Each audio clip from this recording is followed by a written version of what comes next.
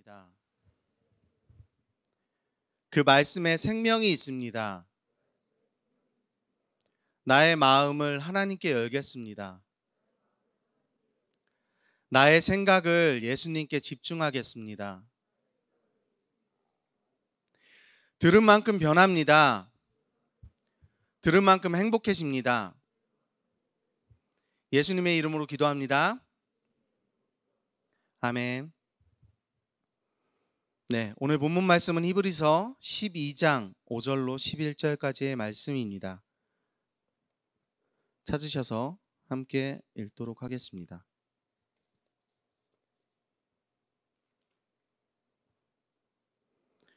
히브리서 12장 5절로 11절까지의 말씀입니다. 찾으셨으면 제가 먼저 읽도록 하겠습니다. 또 아들들에게 권하는 것 같이 너희에게 권면하신 말씀도 있었도다. 일러스되 내 아들아 주의 징계하심을 경히 여기지 말며 그에게 꾸지람을 받을 때에 낙심하지 말라.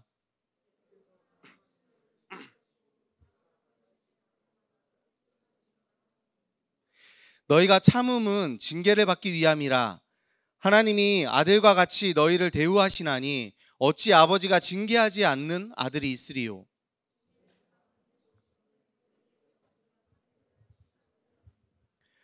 또 우리 육신의 아버지가 우리를 징계하여도 공경하였거든 하물며 모든 영의 아버지께 더욱 복종하며 살려하지 않겠느냐.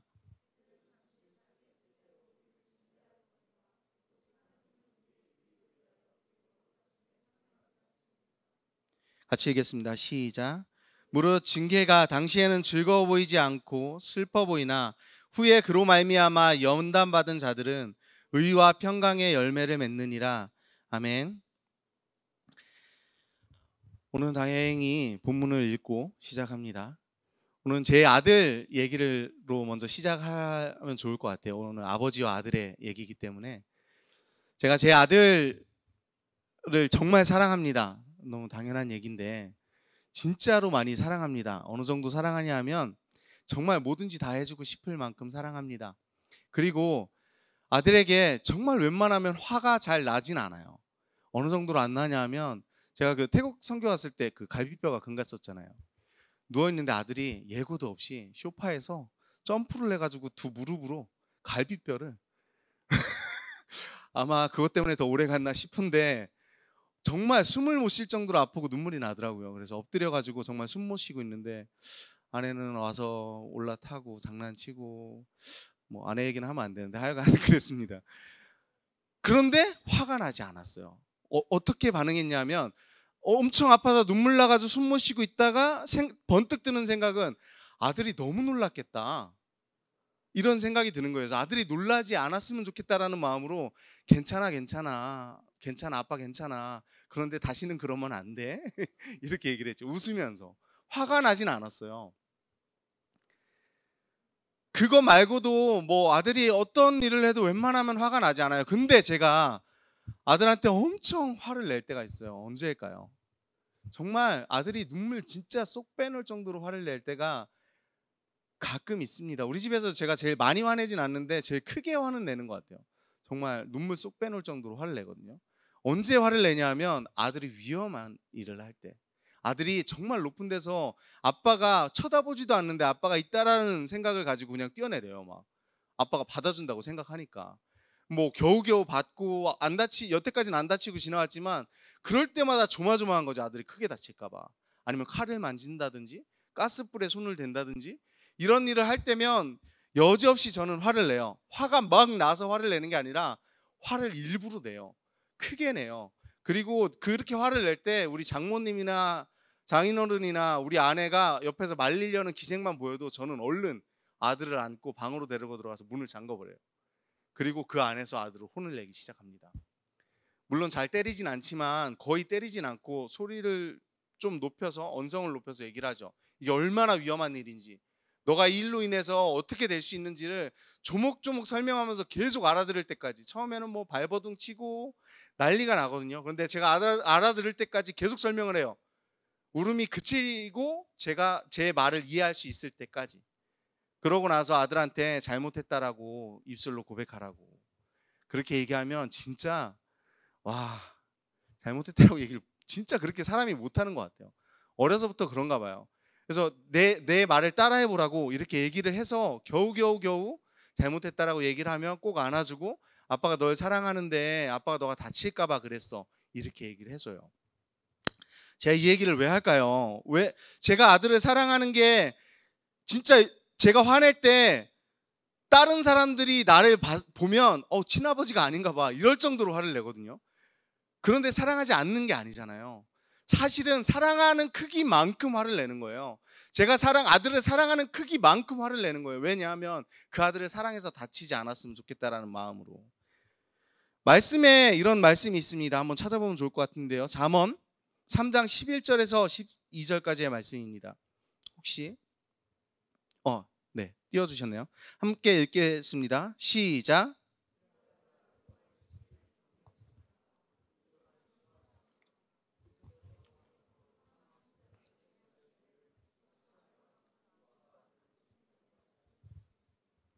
아멘. 하나님이 우리 아버지가 되십니다. 아멘이시죠? 다 인정하시잖아요. 하나님이 우리의 아버지가 되셔요. 근데 그 아버지가 우리를 사랑하는 만큼 우리를 징계하신다라는 거예요. 꾸지람을 하신다라는 거예요.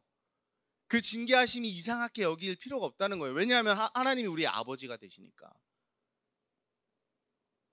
우리가 자녀가 되었다면 하나님이 징계하실 때 무슨 일이 있는데 내가 위험한 일을 했던 하지 않았던 상관없이 하나님의 징계라고 느껴질 때 하나님한테 섭섭해서 하나님한테 도대체 나한테 왜 이러시냐고, 나를 사랑한다고 하지 않았냐고, 그런데 나한테 왜 이런 일이 생기냐고 원망하지 말라는 거예요. 진짜 하나님을 아버지라고 생각한다면 내가 뭔가 위험한 일을 했구나, 그래서 하나님을 날 징계하시는 시간일 수도 있겠구나, 이렇게 생각해 보라는 거예요. 하나님을 아버지라고 생각한다면. 우리가 무슨 일이 생겼을 때 하나님 원망할 때 너무 많거든요. 저도 사실은 무슨 일이 생기면 원망 먼저 해요. 일단 덮어놓고 원망. 그러고 나서 이제 조근조근 기도하면서 이 일이 무슨 일인가 이렇게 생각을 하는데, 사실은 우리가 신앙생활을 하면서 우리가 오래 살진 않았지만, 저는 좀 오래 살았죠. 오래 살진 않았지만 그래도 지나온 신앙생활을 돌이켜보면 하나님이 그때 왜 그랬는지 이유를 알 때가 있잖아요. 그때 하나님이 왜 그러셔서 나를 이렇게 막으셨고, 그러셔서 나를 이렇게 혼내셨고 그랬구나라고 깨달을 때가 거의 대부분은 아마 있을 거예요. 지금 긴 세월을 살지 않았어도. 근데 앞으로도 마찬가지예요. 우리가 생을 살아갈 때 하나님이 징계하실 때가 있죠. 물론 징계가 아니고 그냥 세상을 살아가면서 시험과 환난일 때도 있지만, 그럴 때 하나님이 정말 아버지라고 생각하신다면 그 아버지가 나를 사랑하셔서 징계하는구나 라고 생각할 수 있다는 것입니다. 철로역정을 보면 지난주에 기쁨의 산을 내려왔어요. 그리스천과 소망이 진짜 기쁨의 산에서 엄청 충분히 휴식을 하고 되게 뭐라 그래야 되죠? 힐링을 하고, 그러고 나서 충분한 휴식을 하고 나서 이제 내려왔어요. 청명의 언덕에 올라가가지고 망원경을 통해서 천성문도 희미하지만 바라봤어요. 그래서 저 천성은 진짜 내가 가야 될 곳인 저기밖에 없구나, 너무 아름다운 곳이구나, 내가 정말 가고 싶다, 이렇게 기대하게 만드는 곳으로 쳐다보기까지 했어요. 그래서 우리가 그 길을 가는 동안에 여러 가지 빠지는 길이 있는데, 내가 오류에 빠져서 샛길로 빠지지 말고, 내가 절망에 빠져서 샛길로 빠지지 말고, 그리고 내가 지옥 샛길로 빠져서 아예 지옥으로 가버리지 말고 저 천성길로 똑바로 가야 되는구나, 이러면서 길까지 다 살펴보고 그렇게 하고 내려왔습니다. 그 내려올 때 목자들이 경고를 하나 했죠. 어떤 경고를 했죠? 아첨꾼을 조심하라. 그리고 한 가지 선물을 줘요. 어떤 선물이냐면 안내지도, 안내서를 줍니다.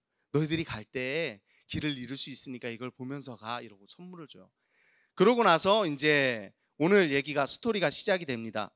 이제 무지를 만났고요. 기쁨의 산에서 내려오자마자 만난 게 무지예요. 무지라는 청년이 있구나. 그 청년은 샛길로 와서 좁은 문을 통과하지 않고 십자가를 통과하지도 않았는데 순례길에 가고 있구나. 예수님의 의나 예수님의 죄의 정과나 의의 정과 이런 거 전혀 모르는데도 천성길을 가는 그런 순례자구나. 저 사람이 좀 제대로 된 믿음을 했으면 좋겠다. 이렇게 대화를 하고 보내고, 그러고 나서 이제 오늘 스토리가 시작되는 거예요. 오늘 제목은 아버지께서 주시는 징계입니다. 그래서 제가 아들 얘기를 한 거고요. 제가 아들을 얼만큼 많이 징계하는지 여러분들한테 고백을 한 겁니다. 이제 그 아버지가 주시는 징계, 그 성화의 길을 갈 때, 순례자의 길을 갈 때 우리에게 어떤 환란이 있나요? 첫 번째, 아첨꾼에게 속아서 시험에 빠져버리는 고난을 당할 때가 있습니다. 첫 번째 내용이죠. 서두에 설명했던 것처럼 크리스천과 소망은 기쁨의 삶에서 분명히 목자들한테 안내지도를 선물로 받았어요. 그리고 아첨꾼을 조심하라는 경고 메시지도 들었어요. 근데 그러고 얼마 되지 않았는데 길을 가다가 두 갈래 길이 나온 거예요. 그러면 해야 될 일이 뭐죠? 안내지도를 보면 되죠. 두 갈래 길이 나와서 이 길도 긴 것 같고 저 길도 긴 것 같고 위에서 볼 때랑 영 딴판이네. 직진이면 됐는데 두 갈래 길이 나오니까 헷갈리다. 이러고 우리가 해야 될 일은, 그들이 해야 될 일은 안내지도를 펴서 살펴보면 되는 되게 단순한 일이었어요. 근데 안내지도를 살펴보기는커녕 있는지도 모르고 서서 계속 고민을 하는 거예요. 그랬더니 나타난 것이 바로 아첨꾼입니다. 결국 그들은 아첨꾼이 나도 천성길로 가고 있는데 나를 따라와 보시오 이렇게 얘기했더니 덥석 물고 그 길을 따라가는 거예요. 그 길이 천성길과 정반대되는 길임에도 불구하고 계속 쫓아갑니다. 그러면서 책에서는 되게 짧게 나오고 어떤 내용들이 스토리가 많이 없어요. 근데 제가 애니메이션 저 이제 봤거든요. 근데 애니메이션은 재밌게 극적으로 잘 설명을 해줬더라고요. 그 의미도 많이 잘 담고 있는 것 같고요. 어떻게 설명해줬냐면 애니메이션에서는 그 아첨꾼이 그 두 사람을 데리고 가면서 계속 두 사람을 칭찬해요. 크리스찬 당신이 이렇게 먼 곳까지 어떻게 올 수 있었나요? 이러면서 막 그랬더니 뭐도 아볼론도 만나고 뭐도 만나고 소망이 막 크리스찬을 칭찬을 막 하니까 아첨꾼이 어우 대단하신 분이군요. 역시 멋있으십니다. 이러면 짱짱짱 우쭈쭈쭈쭈 계속 해주는 거예요. 그랬더니 이 크리스찬이 처음에는 아유 그 별거 아니고요. 아유 뭐 하나님이 해주셨어요. 아유 하나님 아니면 제가 이런 길 갈 수 있나요? 이렇게 겸손을 떨다가 갑자기 계속 우쭈쭈쭈쭈 하니까 아유 그게 제가 아볼론하고 1대1로 붙었는데 맞짱 떴는데 제가 좀 이겼어요. 뭐 이러면서 자랑을 계속 하기 시작하는 거예요. 그 애니메이션에서는. 그러면서 막 자랑을 계속 하기 시작하니까 그 애니메이션은 뭐라고 설명했냐면 그 아첨꾼이 그렇게 그물망으로 데려가서 책에서는 그물로 그들을 잡아요. 근데 그 애니메이션에서는 그 그물을 이 크리스찬이 얘기하는 이 자랑, 교만 이걸로 그 그물을 짰다라는 거예요. 애니메이션에 설명해 주기는 자기의 교만으로 그물을 짜기 시작하는 거 걸어가면서 계속 내가 아볼론도 만났고 1대1로 맞짱도 떴는데 내가 이겼고 이러면서 계속 자랑하면서 결국은 그 그물은 그 교만으로 인해서 만들어진 거기 때문에 절대 끊어지지 않는 거고 그 그물에서 결국은 갇혀버립니다. 두 사람이. 그리고 나서 아첨꾼은 그들을 놀리고 없어져요. 그랬는데 책에서도 이제 그 이후부터 같이 나오는데 책에서 그 이후부터 나오는 그 설명이 뭐냐면 그 고린도후서 11장 14절로 15절 말씀이 나옵니다.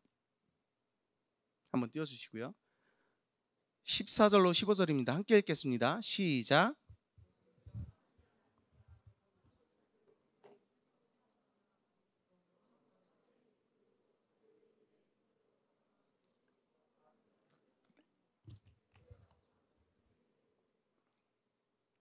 그들이 왜 이렇게 쉽게 속았을까?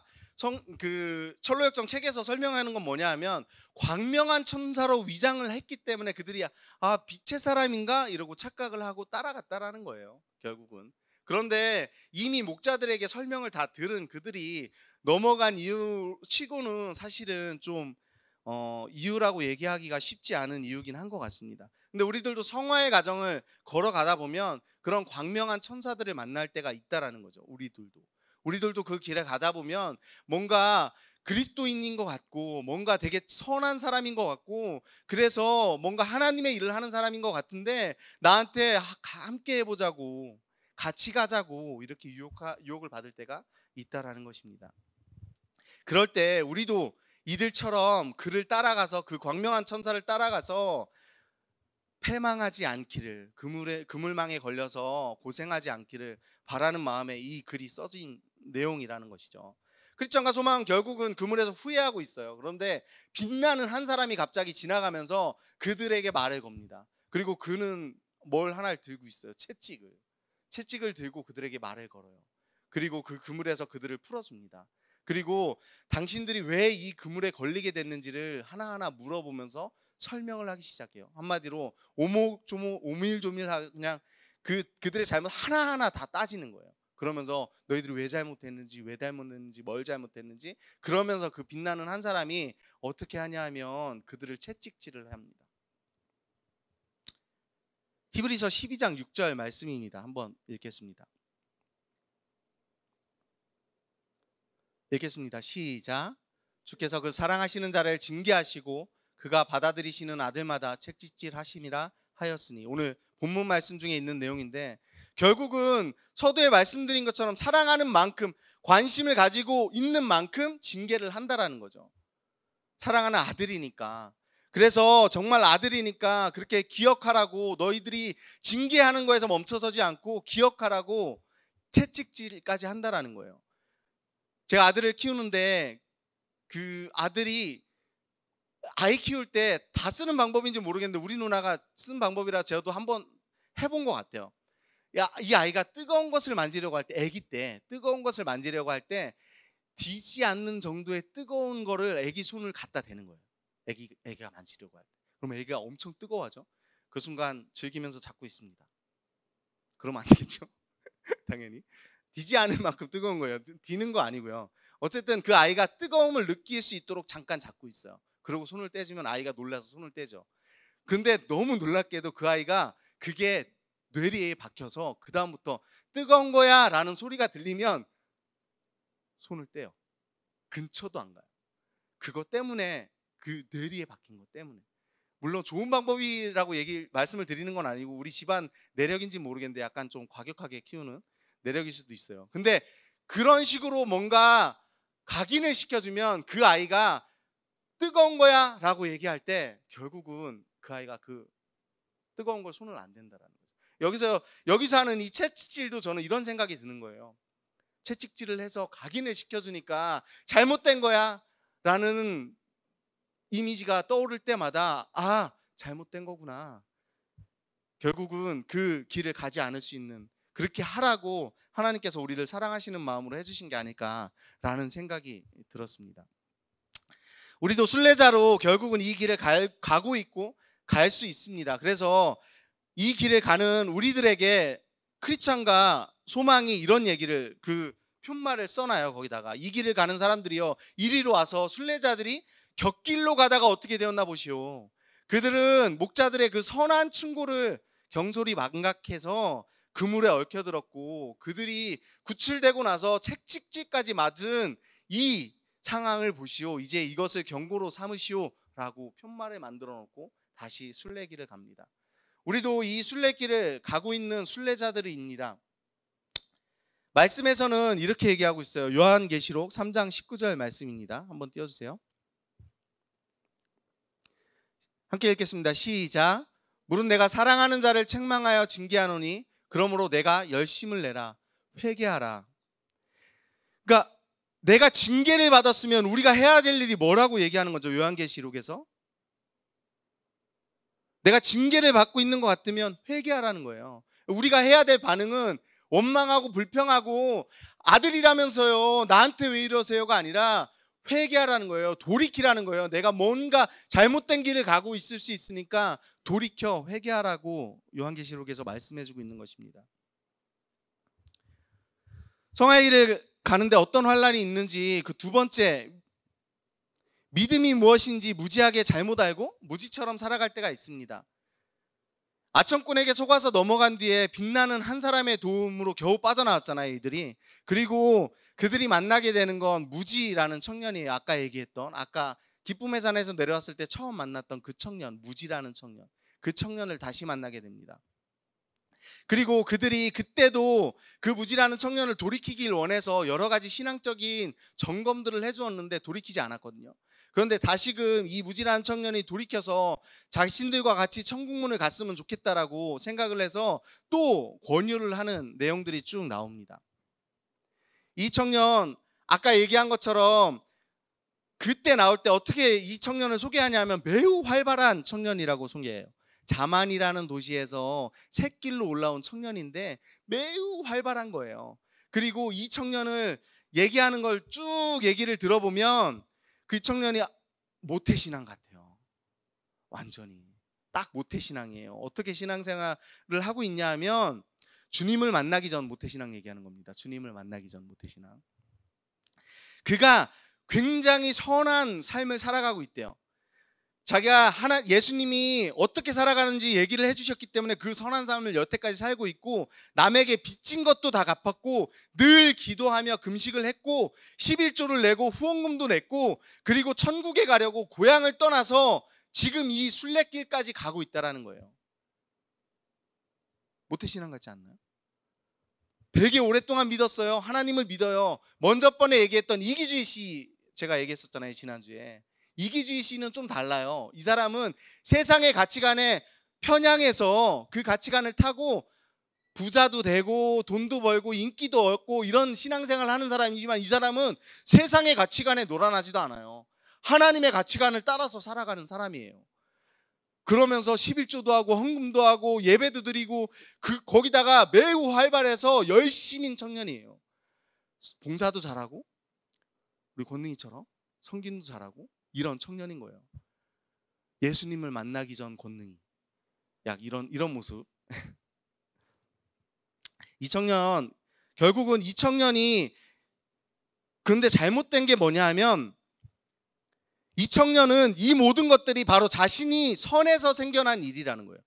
이 청년은 자신이 선해서 이런 일이 다 생겨났고, 예수님이 그 자신의 선한 일들을 인정해주면, 하나님 앞에서 인정해주면 그 일로 인해서 천국에 들어갈 수 있다, 이렇게 얘기하는 거예요. 자신의 천국에 들어갈 수 있는 이유는 자신이 선해서, 자신이 교회에서 11조도 하고 하나님이, 예수님이 시킨 일을 다 했기 때문에 천국을 갈 수 있다라고 생각하는 청년입니다.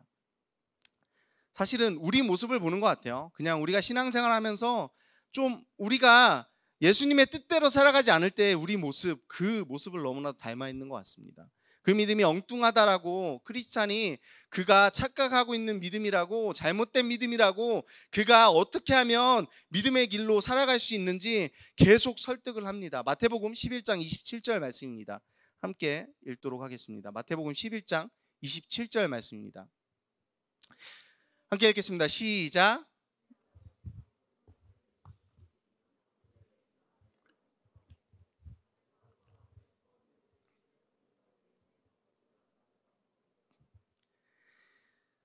아버지께서 모든 것을 주셔서 아버지 외엔 아들을 아는 자가 없고, 또 아버지의 아들의 소원대로 계시를 받은 자 외에는 예수님을 아는 자가 없는 거예요. 없다라는 거였잖아요, 말씀에서. 예수님을 아는 자가 없어야 예수님의 계시가 아니면. 그런데 예수님을 믿는데요, 예수님이 무슨 일을 하셨는지도 모르는데 예수님을 믿는데요, 그럼 믿는 게 아니죠, 그죠? 예수님이 무슨 일을 하셨는지, 왜 죽으셨는지도 모르는데 예수님을 믿는데요, 그렇게 얘기하고 있는 거예요. 고린도전서 12장 3절 말씀도 있습니다. 한번 읽겠습니다. 띄워주시고요. 함께 읽겠습니다. 시작. 그러므로 내가 너희에게 알리노니 하나님의 영으로 말하는 자는 누구든지 예수를 저주할 자라 하지 아니하고, 또 성령으로 아니하고는 누구든지 예수를 주시라 할 수 없느니라. 성령이 아니고는 누구든지 예수를 주라 할 수 없다라는 말씀입니다. 에베소서 1장 17절로 19절 말씀입니다. 띄워주세요. 함께 읽겠습니다. 시작. 우리 주 예수 그리스도의 하나님 영광의 아버지께서 지혜와 계시의 영을 너희에게 주사 하나님을 알게 하시고 너희 마음의 눈을 밝히사 그의 부르심의 소망이 무엇이며 성도 안에서 그 기업의 영광의 풍성함이 무엇이며 그의 힘의 위력으로 역사하심을 따라 믿는 우리에게 베푸신 능력의 지극히 크심이 어떠한 것을 너희로 알게 하시기를 구하노라. 그러니까 우리가 예수님을 믿는 거, 우리가 하나님을 믿는 게 그냥 우리가 믿고 싶어서 믿는 게 아니라, 그냥 우리가 선한 일을 해서 천국에 가는 게 아니고, 그 계시로 말미암아, 성령님으로 말미암아, 함께 하심으로 말미암아, 부르심의 소망으로 말미암아 그렇게 살 수 있다라고 말씀에서 얘기하고 있는 것입니다. 그런데 이 청년은 그렇게 믿는 게 아니에요. 이 청년은 그냥 성경에 보니까 천국이라는 곳이 있구나. 그럼 나도 가고 싶다. 태어나 보니까 모태신앙이야. 교회에 나갔어. 아기 때부터 나갔어. 그리고 천국이라는 곳이 있다는 소리를 들었어. 그리고 이 성경에 있는 말씀대로 살면 천국에 간다라고 깨달으니까 그럼 내가 천국에 가야 되겠구나라고 사는 거예요. 그런데 모태신앙이라고 천국에 가는 게 아니잖아요. 성경에 있는 말씀대로 산다고 천국에 가는 게 아니잖아요. 결국은 좁은 문을 통과하고 예수님의 십자가가 왜 있는지 그 십자가를 통과해야지만 우리가 천국에 갈 수 있는 거고, 그 예수 그리스도의 죽으심을 믿는 자마다 천국에 간다라고 말씀하고 있는 거잖아요. 그런데 이 청년은 그렇게 믿지 않고 있다라는 사실이죠. 마지막으로 세 번째, 성화의 길을 가는데 어떤 환란이 있냐? 드디어 천국 문 앞에 서는 순간이 우리에게도 찾아옵니다. 일부 마지막 내용이에요. 천국문을 앞둔 그들은 하나님을 경외함이 어떤 건지에 대해서 대화를 나눕니다. 사실은 무지가 하나님을 경외하지 않아요. 하나님을 두려워하지 않아요. 하나님이 어떤 분인지, 공의의 하나님인지, 심판하신 하나님인지, 채찍하는 하나님인지 믿지 않아요. 그래서 이런 얘기를 하고 있는 겁니다. 말씀 한번 살펴보겠습니다. 시편 103편 1절 말씀입니다. 함께 읽겠습니다. 시작. 내 영혼아 여호와를 송축하라. 내 속에 있는 것들아 다 그의 거룩한 이름을 송축하라. 우리가 그 여호와의 이름을 송축하는 것, 그게 그 경외하는 것, 여호와를 경외하는 자를 하나님께서는 우리를 긍휼히 여겨 주신다. 그러니까 경외하는 자를 긍휼히 여겨 주신다라고 말씀하고 있는 겁니다. 천국문을 앞둔 그 순례자들이 신앙 고백하는 그 고백을 우리가 좀 묵상해 볼 필요가 있습니다. 크리스천이 이 죄의식에 대해서 세 가지로 좀 정리해 준 내용이 있어서 함께 나눠보겠습니다. 첫 번째, 이 죄의식에 대해서 올바른 두려움은 죄에 대한 자각에서 생겨납니다. 올바른 두려움은 죄에 대해서 자각에서 생겨납니다. 이러한 두려움은 구원을 줍니다. 이 두려움으로 말미암아 구원을 준다라는 거예요. 두 번째, 올바른 두려움은 구원을 받기 위해 그리스도를 더욱 굳게 붙들어 줍니다. 그러니까 올바른 두려움은 내가 구원을 받기 위해서 예수님이 아니면 구원을 못 받는다고 그 두려움으로 말미암아 예수님을 더욱 굳게 붙든다라는 거예요. 두려움으로 말미암아 피하고 도망가는 게 아니라 그 두려움으로 말미암아 예수님을 더욱 굳게 붙든다는 겁니다. 세 번째, 올바른 두려움은 우리 안에 하나님과 하나님의 말씀 그리고 하나님의 방법에 대한 경외감을 불러일으켜 준다라는 거고, 그 마음을 계속해서 지속시켜주는 게 올바른 두려움이라는 것입니다. 하나님의 말씀과 방법에서 좌로나 우로나 치우치지 않고 하나님이 인도해 주시는 방향대로 올바르게 잘 따라갈 수 있도록 도와주는 게 올바른 두려움이라는 것입니다. 그래서 사람들은 사실은 우리들도 살아갈 때 이런 두려움이 생길 때 그냥 떨쳐버리려고만 하는데, 올바른 두려움을 갖는 것, 올바른 죄의식을 갖는 것은 우리에게도 필요하다라고 이 책에서 설명하고 있습니다. 그 죄의식으로 말미암아 우리가 하나님을 더욱더 경외하게 되고, 하나님이 우리를 구원하실 분이라는 경외할 만한 분이라는 걸 알게 해준다라는 사실이죠. 결국 우리도 천성문을 가는 순례자들과 똑같은 길을 가고 있습니다. 그럴 때 우리도 죄의식을 떨쳐버리는 게 아니라 그 죄의식을 가지고 올바른 두려움으로 예수 그리스도를 붙들고 살아가는 우리가 되기를 진짜 간절히 소망합니다. 순례자들은 천국에 가기 전에 천국을 맛보고 체험할 수 있는 뷸라라는 땅에 도착을 하게 됩니다. 그들은 그곳에서 잠시 쉬면서 피로를 풀었습니다. 그리고 이곳에서 사망의 음침한 골짜기 하는 정반대로 밤낮으로 해가 비치는 곳이에요. 처음에 순례길을 떠날 때 사망의 음침한 골짜기를 먼저 지나가거든요. 그때는 밤낮으로 해가 어두워서 그 길을 갈 때 두려워했어요. 그런데 천국문을 바로 앞둔 이때 뷸라라는 이 땅에서 결국은 밤낮으로 해가 떠 있는 이 땅에서 평안을 누리고 휴식을 하게 됩니다. 그곳은 천국 문 바로 옆에 있는 땅이라서 천국의 주민들이 가끔 지나가는 그런 곳이었습니다. 그래서 그들과 대화도 나누고 천국은 어떤 곳인지 대화를 나누면서 정말 편안한 쉼을 누리게 됩니다. 애니메이션에서는 이 장면을 책하고 약간 다르게 묘사를 하고 있는데요. 이 강에 대한 표현을 할 때 이 뷸라 땅에서 충분히 쉬고 마지막 관문인 강을 앞두고 있습니다. 근데 애니메이션에서 이 강을 약간 오해가 될 수 있는 오해의 소지가 있는 그런 장면으로 묘사를 해줘요. 그런데 제가 자세히 묵상하면서 봤는데 사실은 같은 의미를 담고 있는데 오해의 소지가 있는 것뿐인 것 같아요. 애니메이션 말고 책에서는 어떻게 설명해 주냐면 소망과 크리스찬이 마지막으로 그 강을 건너기 위해서 건너갑니다. 그런데 그 강을 건너기 전에 빛나는 사람이 뭐라고 설명을 해 주냐면 이 강은 믿음에 따라, 하나님을 믿는 믿음에 따라 깊이가 달라집니다. 그래서 두 사람이 함께 발을 디뎠을 때 소망은 그 발이 땅에 닿으려고 해요.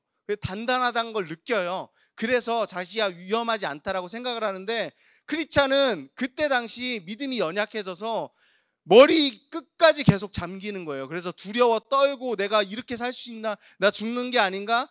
이러면서 두려움을 호소하게 됩니다. 그리고 내가 여기서 그냥 죽는 게 낫지 않을까라는 생각까지 하게 돼요. 책에서는. 그런데 애니메이션은 어떻게 설명하냐면 강을 발 밑에 있는 강이 아니라 솟아오른 강으로 표현을 해요. 강이 솟아올라 있는 거예요. 그리고 믿음에 따라서 그 두께가 다른 거예요. 그래서 소망이 먼저 지나갑니다. 얇은 강이니까 그냥 지나가겠죠. 그리고 그걸 바라보고 크리스찬도 힘껏 뛰어서 가지만 두려움을 가지고 그 강을 뛰어들어요. 그런데 결국은 그 강이 그냥 깊은 강이 돼버린 거예요. 그리고 아볼론이 갑자기 나타나서, 마귀 아볼론이 나타나서 엄청난 속도로 그를 물어가기 위해서 쫓아옵니다. 그런데 그를 물기 일보 직전에 애니메이션에서는 피가 갑자기 퍽 터지면서 그 피 때문에 아볼론이 떨어져 그 물에서 더 깊은 곳으로 떨어져요. 이 피가 예수님의 피라고 예수님이 나타나면서 설명을 해주고 결국은 이 크리스찬은 잠에서, 그러니까 그 기절한 거에서 깨어나면서 밖에서 깨어나요. 그리고 의의 옷을 입어요. 결국은 죽었다 이걸 이렇게 생각을 하는 거죠. 자살했다, 자살을 유도한다 이렇게 생각을 하지만 사실은 그게 왜 그렇지 않냐 하면 이 장면 천국문에 가기 전에 크리스찬이 쓴 편지가, 쓰는 장면은 안 나오지만 쓴 편지가 갑자기 날라서 옛날 그 멸망의 땅으로 날아가요. 그리고 크리스티아나에게 전달이 돼요. 그런데 크리스티아나가 그 편지를 읽고 뭐라고 하냐면 크리스찬이 살아있구나, 너희 아빠가 살아있어, 이렇게 얘기를 해요. 그럼 뭐예요? 죽었다는 거예요? 살았다는 거예요? 살아있다라는 거죠. 살아있다라는 겁니다. 그 강을 그 작가가 표현할 때는 거듭남을 표현을 하는 것 같아요. 거듭남, 새롭게 태어남, 결국은 그렇게 표현하고 있는 것 같습니다. 정리하도록 하겠습니다. 아버지께서 주시는 징계의 그 성화의 길에는 어떤 환란이 있냐면, 첫 번째, 아천꾼에게 속아서 시험에 빠져버리는 고난을 당합니다. 우리 의로워지려고 구원을 받는 것이 아님에도 불구하고 세상의 아천꾼들은 우리 스스로가 한 것처럼 막 우리를 부추기고 진짜 멋지다고, 신앙생활 잘한다고, 역시 전도사님이라고, 전도사님 뭐가 다르다고 이렇게 얘기하면 제가 그렇지 뭐 내가 학교에서 좀 공부 좀 해 막 이러면서 우쭐해가지고 맨날 청년들 앞에서 자랑만 하는 거예요. 이러고 있는 게 아천꾼이 우리를 아첨하는 방법이고, 그 교만함으로 말미암아 우리가 사단의 올무에 걸려서 결국은 천성길을 가지 못하는 상황에 빠진다라는 거죠. 그들은 우리에게 악마같이 오지 않는다라는 거죠. 그들은 우리에게 정말 사탄처럼 내가 너를 사랑해 막 이러면서 막 꿀달고 막 이렇게 해가지고 나타나면 우리가 금방 안 속잖아요. 그런데 광명한 천사의 옷을 입고 나타난다는 거예요. 우리가 쉽게 속을 수 있게 우리를 칭찬하면서 이렇게 나타난다는 거죠. 그래서 우리가 순례길을 갈 때 그런 유혹에 넘어지지 않는 것이 우리에게 필요하다. 그리고 하나님 아버지께서 그런 우리들을 얼마나 사랑하시냐면 그 일을 다시는 당하지 않도록 징계하시고 채찍질 하신다. 우리가 삶을 살아갈 때 혹시 하나님의 징계라고 느껴질 때가 있으면 오히려 감사함을 느껴야 된다. 이렇게 얘기하고 싶은 겁니다. 아까 찬양하는데 광야라는 찬양 나오더라고요. 광야, 그렇죠? 그 찬양을 들으면서 제가 이런 생각이 들었어요. 광야에 있는 게 나쁜 건가? 광야에 혼자 버려진 게, 광야에 혼자만 남겨진 게 진짜 나쁜 건가? 하나님이 함께 하시는데? 세상에서 성공하는 게 진짜 좋은 건가? 하나님이 함께 하지 않는데?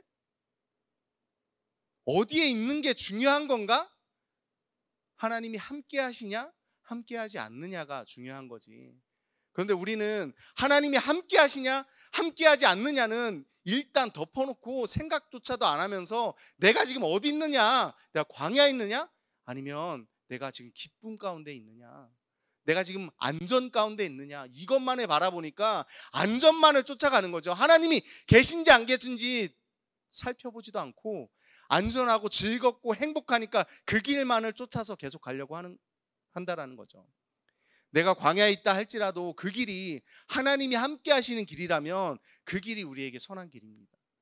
내가 기쁨 가운데, 정말 성공 가운데, 사람들이 존경하는 그 자리 가운데 있다 할지라도 그 길이 하나님이 함께 하지 않는 길이라면 정말 절망 가운데 있는 거고, 이 땅에 있는 그 짧은 시간에 기쁨만을 누리고 끝나는 인생, 정말 하루살이 같은 인생으로 살아가는 그 기쁨밖에 안 된다는 걸 좀 알았으면 좋겠습니다.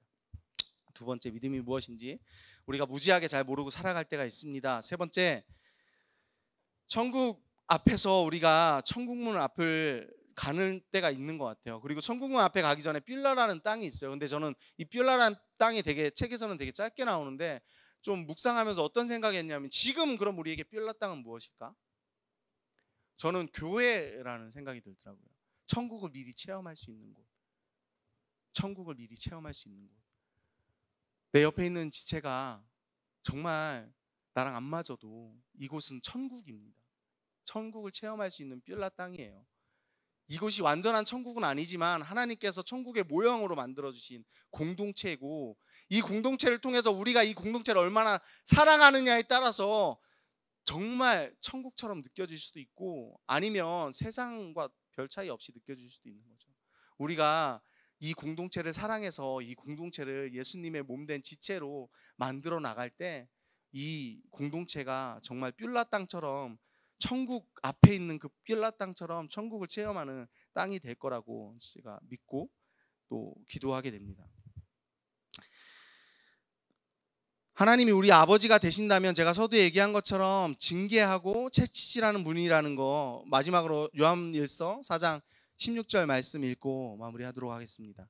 요한일서 4장 16절 말씀입니다. 시작. 하나님이 우리를 사랑하시는 사랑을 우리가 알고 믿었노니 하나님은 사랑이시라. 사랑 안에 거하는 자는 하나님 안에 거하고 하나님도 그의 안에 거하시느니라. 그러니까 우리가 생각하는 그 사랑을 자꾸 그 먹을 거 주는 사랑으로만 자꾸 생각을 하니까, 근데 아이를 키워보면 달라요.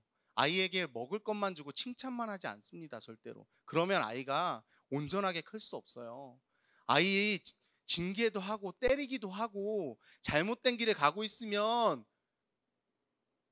혼내기도 하고, 그래서 바른 길로 잡아주는 게 부모의 역할이거든요. 그게 부모의 사랑이거든요. 그러니까 여기서 얘기하는 사랑을 자꾸 먹을 거 주는 사랑으로만 생각하니까 맨날 교회 와서 기도하는 게 먹을 거 달라는 거예요. 뭐 해달라고, 돈 달라고, 관계 회복해달라고, 뭐 해달라고, 뭐 해달라고, 뭐 해달라고, 맨날 이런 것만 하니까 성장하지 않는 게 아닐까요? 우리가 하나님이 우리를 다른 길로, 내가 가기 싫은 길로 보냈을 때 왜 이 길로 보냈는지 묵상하고 생각하고, 아, 내가 성장하는 시간이구나 라고 생각하면서 우리가 성장을 해야 되는데, 그런 걸 할 노력을 하지 않고 그냥 왜 먹을 거 안 주냐고, 잘 주던 거 왜 끊냐고 이렇게 맨날 쫄르기만 하는 그런 갓난아기와 같은 신앙으로 살아가는 우리인 것 같습니다. 기도하시겠습니다.